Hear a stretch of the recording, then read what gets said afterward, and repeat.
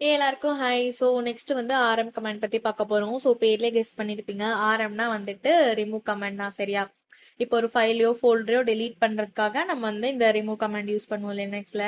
இப்போ நீங்க உங்க போன்ல வந்து ஒரு போட்டோவே டெலீட் பண்றீங்க அப்படின்னா நீங்க திருப்பி போயிட்டு ரீசைக்கிள் பின் இருந்து எடுத்துப்பீங்க இல்லையா? ஸோ ஆனா இப்போ லினக்ஸை பொறுத்த வரைக்கும் நீங்க ஆர்எம் கமாண்ட் யூஸ் பண்ணிட்டீங்கன்னா அதுக்கு ரீசைக்கிள் பின்லாம் போகாது, அது மொத்தமாவே போயிடும் சரியா? அன்டூ பட்டன்லாம் எதுவுமே கிடையாது அதுல.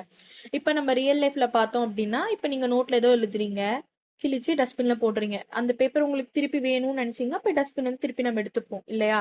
அதுதான் வந்துட்டு இப்ப ரீசைக்கிள் பின்ல போடுறது எடுக்கிறது அப்படிங்கிறது சரியா? ரீஸ்டோர் பண்றது. ஆனா இப்ப நீங்க அதே பேஜ் எரிச்சிட்டீங்கன்னா அது போயிரும், திருப்பி உங்களுக்கு கிடைக்காத டைம்லாம் நம்மளால திருப்ப முடியாதுல்ல.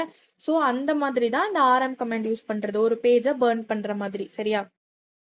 இப்ப ஃபர்ஸ்ட் உங்களுக்கு நார்மலா ஒரு ஃபைல் வந்து லினக்ஸ்ல டெலீட் பண்ணணும்னா ஆர்எம் கமாண்ட் ஸ்பேஸ் என்ன ஃபைல் நேமோ அது கொடுக்கணும் சரியா? நான் வந்துட்டு அதை எல்லாமே ஸ்க்ரீன்ல டைப் பண்றேன் சரிங்களா?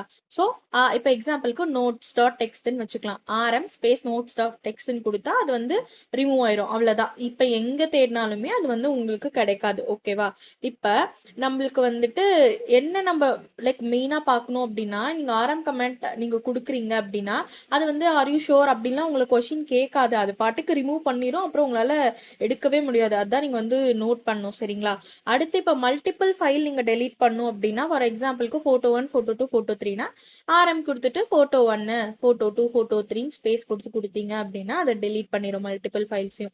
இப்போ ஒரு ஹோல் ஃபோல்டரை டெலீட் பண்ணோம்னா RM-R அந்த ஃபோல்டர் பேர் கொடுக்கணும் சரியா? ஆர்னா ரிகர்சிவ், அதுக்குள்ள இருக்கிற எல்லாமே வந்துட்டு நீ வந்து டெலீட் பண்ணிடு அப்படின்னு சொல்றது சரியா?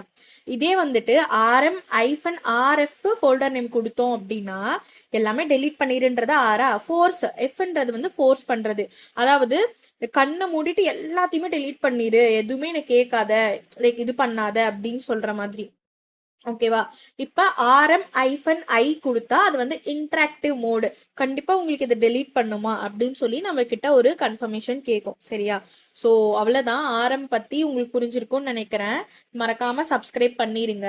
ஸோ வேற ஏதாவது கொஸ்டின்ஸ் இருந்தா கமெண்ட் பண்ணுங்க. Thank you, by.